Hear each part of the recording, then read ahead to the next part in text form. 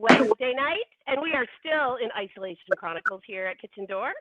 And tonight we have an extremely special episode with some really good alumni of Chit Chat Shop. And tonight we're doing a Chit Chat Chill episode because I'll tell you, it's hot in my house, and we're going to chill with Sara and Brent from Dashboard Living. Hey, guys! Hey! Thanks for coming on again. I love it. I love that you are like seasoned at this. You just like nail it every time. I don't know about that. I'm still struggling to figure out how to share it, but I think I got it. Yeah, I haven't done it either, but you know, we'll get there. Hasn't even showed up in my thing yet, so I got it. anyway, we'll figure that out. So yeah, so thanks for coming on. We're gonna do some form of recipe, but it's more cocktail oriented. It's of the liquid variety. It's of the liquid. I love the liquid variety of recipes. So I'm super excited that you picked, and I just said, pick what your two favorites are. And you said these are great recipes and awesome, probably your most fun and most requested cocktails, would you say? I don't know if they're our most requested, but they are our personal favorites. Okay. And probably our most consumed. Yes. Okay, that's important too. That's important too. A lot You're of testing. skilled. You've fine-tuned the recipes. We've mastered it, we think. Yes. We think. Okay. So we're not cooking anything, but we're making delicious cocktails. And I brought something. I did not make this, but I brought a pairing for one of the cocktails because I read about this cocktail and how it pairs really well with a signature dessert. So there you go. Ooh, fancy. I'll keep you in mystery secret here. So what do you want to start with? Go ahead, sir. Go ahead. We will definitely have to start with the frozen watermelon coconut cocktail. Why? Because it makes noise. We got to use the blender and all that type of stuff. So also, it's Brent. And I'm not making this one, but I would love to be there to consume it because I'm so hot. It is probably. Usually we make an awful big batch of this. Yeah. And then we just stick it in the fridge and we just keep on filling it up, pouring it up. But tonight we'll be conservative. We'll make a smaller batch today because... Conservative. Well, we're making two cocktails, so... It's 9 o'clock and it's just bedtime. So... Cool. All right. Walk us through it. We will go through with... We start with a half a can of coconut milk. Oh, full fat coconut milk, right? You didn't go with that light stuff, right? No. All the stuff in there. Nothing light in any of these recipes. I'm with you. The juice of half a lime. Okay. Oh, look, and you even got that Pro Juicer. Those are great, those ones. That's the best, one of the best little kitchen gadgets, $7 kitchen gadget I've ever invested in. Yeah. We have a bunch of them at work, which some of the team uses. Some of them just juice by hand, but it's the most effective tool, I would say, by far. Love it. Next, we put in probably about, we're going to say some sprigs. 15 leaves of mint. Oh, my gosh. Okay, Sherry, you have to tell this story, but while you're there, just to say, Alain Bossé, chef, Kilted Chef is here. Hey, Alain. Nice to see you. Thanks for joining. All right, tell the story about the sprigs versus the... Please. The story is, Brent, we have a balcony garden. I've been working really hard on it. I've been taking care of a lot of stuff too. I'm doing the watering mostly. Anyway, it's growing like that's an important role. Boss. And Brent said to me in these exact terms, can you go out and get 15 sprigs of mint? And so I came back in with a mint full of sprigs of mint. And then he tells me by sprigs he meant leaves, which like totally different. But you said sprigs. Well, usually Sarah can read my mind, but this is not the case. Anyway, I don't know what I'm going to do with that now.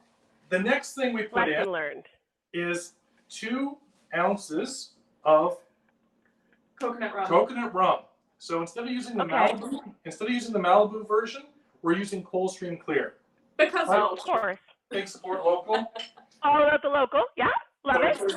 2 ounces, and I might just sometimes sneak a little bit extra. Oh, my kind of pourer. Right? Always. So just a little bit extra. Always. You'd be getting big tips if you were a bartender at a bar, though. Watermelon. Okay. And next, we add the frozen watermelon. You didn't even open the bag yet. Didn't even open the bag yet. So, Oh, This wow. does I not- didn't know you could buy watermelon like that. Yeah, frozen watermelon. Frozen No cup. way. So you put in about Okay. 3 cups. Wow, you are making a lot. 3 cups? So 3 cups is just about the full bag. But we'll measure it just to be sure. I thought he said he was gonna like only make one of these and not an entire lesson. Sample portions, not happening. What's happening? So there, it's just about the full thing. A little bit left over. A little bit. Yeah. Then we blend this. So it might get I loud. can't believe you can buy frozen cubes. I did not know that. Yeah, That's great. I know. Okay, awesome. The last time we did it, we actually bought a watermelon. We chopped it up into cubes and then just froze it. Mm-hmm. All right. So now we make some noise. All right. All right, well, Sarah, while you do it, just woo! She's plugging her ears, but she could dance. She's a good dancer. There she goes.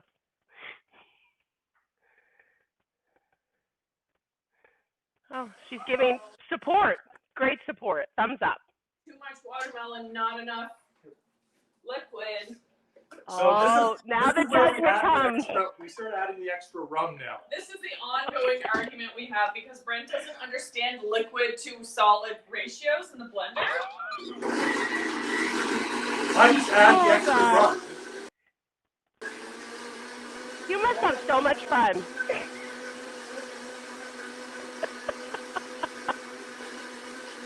Wow. We So have- how much more rum did you add? No, we didn't add any more rum. We just okay. 2 ounces. Good thing I'm the blender wizard. So Sarah sometimes has to come in and save the day with her blending skills. And don't worry, you guys, we have lots and lots of garnish. Okay, so we got the little thing out. Here you go. We chatted about this just, oh my gosh. Oh, no, Sarah. That's a little excessive. That's fine. We chatted about this before because mint grows so prolifically, right? Like it's kind of like a wonder weed of Yes. herbs. Yes. So if you have a lot of mint and you don't want to dry it, which is great, like Brent said, it's great for teas, which it is. You can puree it with a little vodka and a little water and freeze it in like ice cube trays and then use it in your drinks throughout the year. It's great. I'm doing that. That's brilliant. Yeah, because I have like crazy mint plants and you can never use it all. No, and it just like every time I try not to cut it because when you cut it, then it like goes crazy. Bolts. Yeah, totally. Same with basil. If you keep cutting your basil back, it just grows like crazy. Our basil Are you cutting it back though? Well, no, because it's not growing. But you have to cut it. So if you cut it, it will grow. It's like mint. You got to bolt it. So cut it down to like less than 6 inches, and it'll grow like crazy. Patty, it's already less than 6 inches. Sarah's telling you about the gardening. Okay. This is her gardening. So there right. is the cocktail. We topped it with some toasted coconut and stuck some mint inside. We need a straw. Now, so this we're is gonna your make the summer cocktail. go-to frozen drink. Yeah. Okay. It's yummy. Really yummy. Well, you'll have to invite me over sometime and make it. Totally. Anytime. Get another bag of watermelon because that's going to make a double batch. But Yeah. Okay. No. Now we want to make the drink that you can make. Okay. I'm ready. I'm all set. So, this is called a New York sour. Okay. So, early in our cocktail career, Yeah. I discovered a maple whiskey sour, which became my absolute top favorite drink. Then we learned that you can take it up a notch and you make a maple whiskey sour and then you float red wine on top of it. And that turns So it that into to me New York is so sour. strange, but I'm excited. It's so good. So let's rock and roll. All right. Brent, you're up. I'll shake it, you do it. that's all you want me to do is put everything in? Yes. All right. So I'm building mine in a mason jar because I don't have a shaker. So That's fine. All right. So Totally fine. lemon juice. How much? So we're going to put 1 ounce of lemon juice. 1 ounce. So that's like, I would say that's probably half a lemon. Yeah, usually. Probably pretty close. What we tend to do is we have one of these little measuring things. Oh, you're a measurer, not me. A lot of people don't really measure, but Well, I feel like in cocktails, you sort of have to measure. Yeah, like you could baking really versus F cooking. it up if not. You could. That's true. So I did about half a lemon, and my sense is that's probably about an ounce. Might even be a little bit more, like an ounce and a quarter. Yeah. Okay. It's close. Cool. Okay. Maybe I'm gonna wash my hands. Want more of that? Yeah, I want more, please. It's not quite an ounce. I like to be precise, especially if it's a cocktail I'm going to be consuming. It needs to be perfect. Perfect. Such Okay, high standards. stop. That's good. Okay. Okay, so an Okay. ounce of lemon, and then 2 ounces of whiskey. we're using Caldera Oh. because it's local. Where'd you put my little jigger? I know. I Which don't is know. great because I was telling you earlier, we don't really do cocktails in our house. My husband doesn't even drink alcohol, so I'm a lone ranger out here. But this is our bottle of whiskey. We got this 11 years ago from a neighbor, and this is all that's gone in 11 years. It's Irish whiskey. Well, get ready. I'm very excited to use it. You're going to use it all now once you try this cocktail. This is going to be my new drink. So you said 2 ounces? Yes.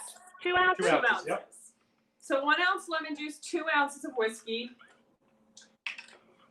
Ooh. and then 2 to 4 teaspoons or bar spoons of maple syrup. So, I would usually err on the side of like less because I don't like my drink as sweet. so we'll put in 2 for Sarah. 2 is good for me. Yeah. I'm with you. I'm much more of a tangy drink than a sweet drink. Yeah. Where's the ice? Right here on the side. You can use that stuff in the I love how Adam has put the caption here: cocktails and dreams. Wow. Wow, that's so nice, Adam. Thanks for that. That's nice. And then we're going to add ice, and we're going to shake the heck out of it. Okay. I have these giant cubes because I bought these cube trays that make I like the big ones. So you have those too? Okay, cool. Now, if I was only making a maple whiskey sour, I would add an egg white to this, and that would be the end of the cocktail. Okay. You like egg whites in your cocktails? I love egg white in my cocktail. Yeah. See, I'm still on the fence. I love it. But since we're floating the wine and turning it into New York, I'm not going to do that. So we're going to shake this first. Okay. Okay.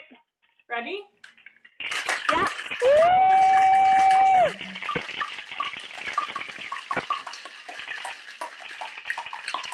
Smile. Oh. I'm no Tom Cruise, but I get it done. And then you have to find a way to lovely. strain. Do you have a strainer or some sort of apparatus? Oh, I'm sure I do. Let me look. Hold on. I cleaned my cupboard, so I probably do. Maybe I don't. I might just have to drink it straight. Oh, no, I do. Look. Okay. Perfect. All right. So you're just going to do you put it on ice or no? You just, okay. I didn't. Should I have? You can put an ice cube in, a big ice cube. I don't know. Yes. I like drinks on ice, but this looks delicious, by the way. We have these big cubes too, Patty. Oh, look. Perfect. I love them. They're way better than that crushed or bagged ice. Okay. Are you ready? So. I'm ready. Okay. Now we have to float just a little bit of wine. So about a half ounce of typically a red fruity wine. So the one that we're using is Lucy Coleman. And if you're going to float, it's the best way to do it is to use a bar spoon. Okay, I don't have one of those, but I have a spoon. Okay.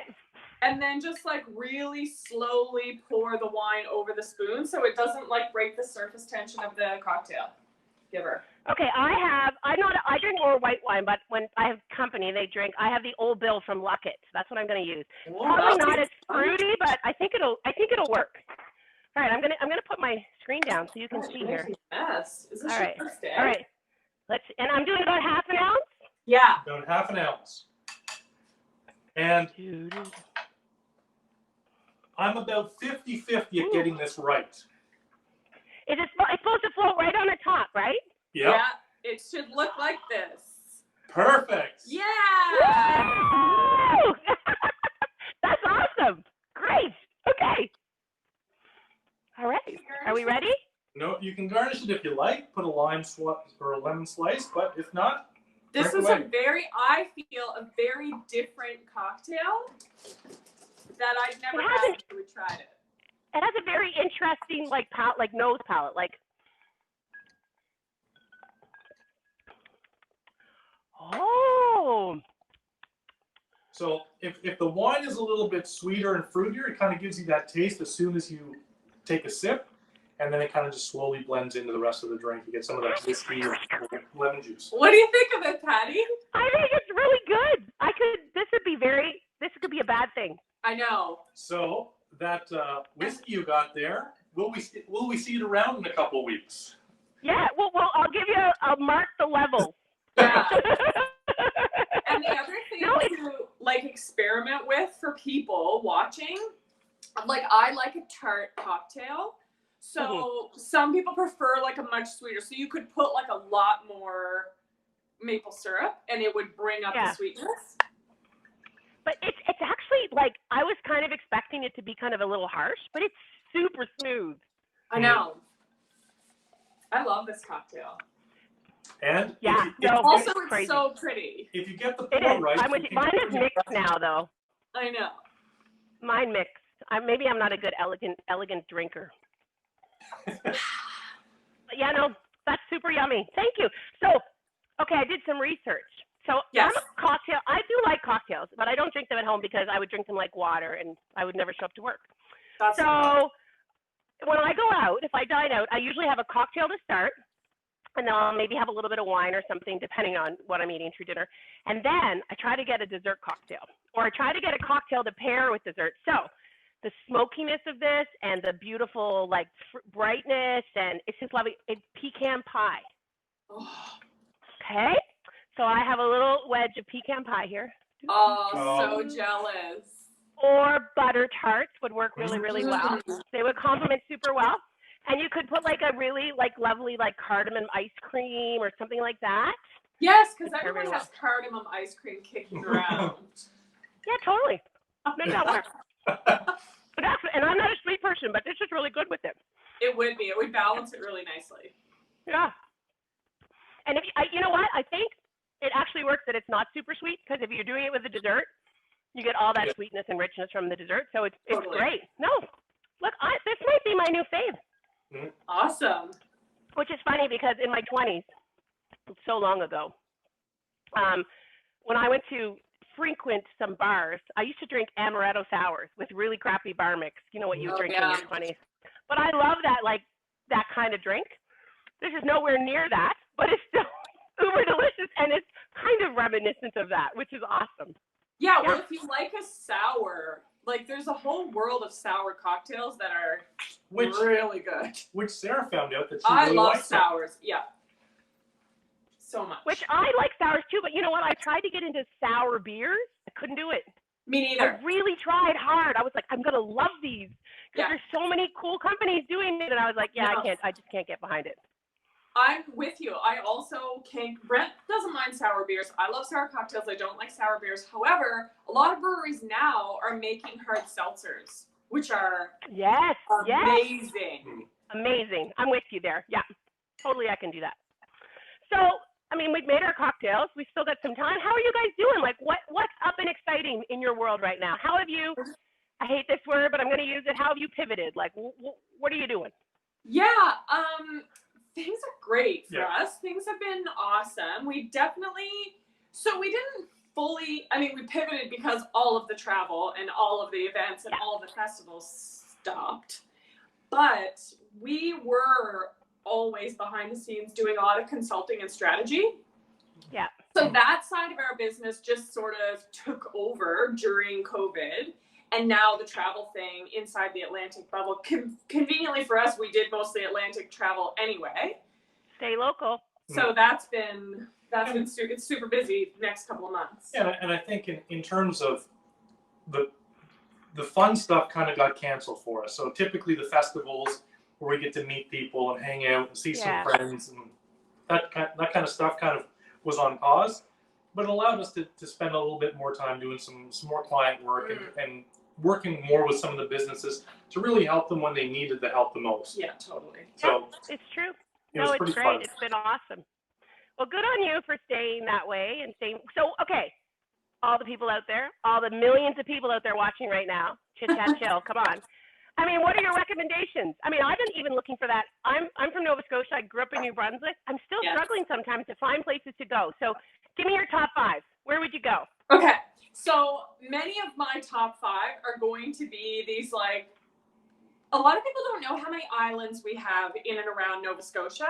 And there's some super cool islands to check out. So top of mind, because we were just there, we just visited the Tuscan Islands for the first time. Mm-hmm. You go to Wedgeport and you get on a boat and you go out. It's like at the end of the province. And it was beautiful. We spent a night out on Big Tuscan Island. We met some of the locals. They invited us for a meal. It was amazing. We also love Pictou Island. If you're looking for more of like an off-the-grid cool thing. Big Tancook and Little Tancook. The 100 Wild Islands. So I just did 100 Islands, and I had no idea how beautiful that part of and it's like 35 minutes from Halifax. Totally. Like it's amazing, Briar Island, like there's so many cool So basically, places. you just like islands. I like the islands that we have here. You want to escape to an island. Top 5? Those are my 5. Your 5 are just So maybe it should have been called Cocktails and Islands, not Cocktails and Drinks. I know. Cape Breton Islands, come on now. Yeah. So we were just in Cape Breton, and we did some hiking and stuff. So there's a lot of cool stuff. Doing the Cabot Trail. Yeah. We did some hiking at Pullet's Cove. So that's one of your favorite places to hike. It's my 100 absolute favorite hike in Nova Scotia. I think it's the best hike in all of Nova Scotia. Really? Yeah. So we did that. I'm gonna have to put that on the list. It's amazing. It is a little challenging. It's challenging, definitely, Okay. but it's awesome. Another cool spot. There's a couple cool spots on the South Shore. Yes. Right? Everywhere. Some of the beaches. Somerville Beach. We can't pick. Yeah. Somerville Beach is a really cool spot. I know you have many recommendations. Many. And that's good though. Thomas Riddell Park is probably one of our favorite parks. Yes, and like underutilized, people don't even know about it. And where is that? So it's on the South Shore, and everyone knows Carter's Beach, which is Carter's like Beach. Mega popular now. Yep. It's a beautiful white sand crescent beach, as you know. Well, just down the road, there's another beautiful white sand crescent beach, but no people. And it's called Thomas Riddell. It's a provincial park, so there's a little bit of facilities and infrastructure and far fewer people, and it is stunning, like a stunning beach. Add that to the list. Yeah. And then if I had to pick 2 more, one would be Burnt Coat Head. Very cool. Oh yes, that's on my bucket list. Yep. I want to go. Burnt Coat Head, and then Advocate Harbor. Advocate is beautiful. Okay. Oh my God, you said that. Okay, so my number 1 camping spot, and I'm not a camper, I'm a glamper, right? So we started camping about 3 years ago, and I did a weekend in a tent, and I said, nope, we're going to go get a trailer. I'm going to do this. So we have a little hybrid. It's great. But our favorite camping spot is Spencer's Island, Advocate Harbor, Shipwreck Campground. It is by far the most beautiful spot I've ever stayed. We go back every year. Totally. It's awesome. And these are like areas of Nova Scotia that just people don't, like, it's the outskirts. It's beyond the main, like the main points would be Halifax, Cape Breton, Peggy's Cove, Lunenburg. But if you go a bit beyond, those places are awesome. But if you go a bit beyond those places, you find all these really interesting, beautiful locations to explore that have so much to offer. Which, especially at this time, are not very heavily populated. Totally. Right? So you have a little bit of that space if you need Small town, kind of, that's one thing I'll say. And again, not a camper, but Advocate Harbor, we did the 100 Islands. We were at Murphy's, and we stayed at Weber's. And again, my parents are out that way. They're out in Porter's Lake, Dartmouth area. But I never had any idea that those were so accessible and I mean, it's kind of a ghost town out there. There's no tourism. I know. And it's such a beautiful area. I just think there's so much opportunity there. Totally. We took pictures there, was it 2 years ago, and posted them online. And everyone thought we were down south. Like, everyone thought we were in the tropics somewhere. And I'm like, nope, this is Nova Scotia. Yeah. I know you look at it all the time, but you forget how special it is, right? You forget that we are living one of the most beautiful places. Totally. And that's probably one of the funnest things about our job is being able to showcase those different places to different people who are coming here to visit. Yeah. Mm-hmm. Yeah. And just to the people who live here, because I tell you, there's a lot of us that just, live in our little bubbles, right? And now we're kind of, not say trapped, but we're kind of living in this Atlantic bubble. And for you to highlight that and showcase it, I mean, the staycations are the thing, and I think they're going to be the thing for quite a few years now. I think so too. So that's awesome that you're doing that. It's such a great opportunity for us all to become tourists in our own communities, in our own provinces, and even just in the Atlantic provinces. I think it's a really unique and special opportunity for everyone this year. Yeah, and as you highlighted in the beginning, like supporting local, everybody right now, whether it's tourism, whether it's food, whether it's restaurant, everybody needs that support. So if you're going to spend your money, and from a small business owner, I'm the first one to preach it, spend it locally. Like support those people that are here, because that's the only way that people are going to survive through this. Totally. Right? Totally. Yeah. Awesome. Well, I have to say, I could do a lot more Chit Chat Chills. I got to tell you. Yeah. This was much better than racing around trying to find ingredients and doing things. So thank you so much for sharing your awesome cocktails. I'm definitely making this again, and I'm definitely logging on the bottle how far it goes. Absolutely. So, yes, cheers to you both, and I hope that we get together soon, and we get to do this again, and we get to everybody gets to enjoy the beauty of Nova Scotia and Atlantic Canada. Totally. As we move into kind of our primo months, or August, September, right? Yeah. October, right? That's when it's the best. Absolutely. So support local, staycation, drink lots of these, and you'll be good. Totally. Thank you so much for having us again, Patty. It was super fun. Thank you. And last time, I know we do this every time, but in case there's new people watching, where can we find you guys? You can find us at Dashboard Living everywhere and dashboardliving.com. Okay, awesome. Check them out, people. Thanks so much for tuning in. Chit Chat Chill. I think this is a new thing, Adam. Patty's pretty happy with this. Awesome. Patty's pretty happy. Enjoy your evening. If you're going to watch the Raptors game, go enjoy that too, because I'm about to do that. Yes. And we'll see you next week. Take care. Thanks, guys. See ya.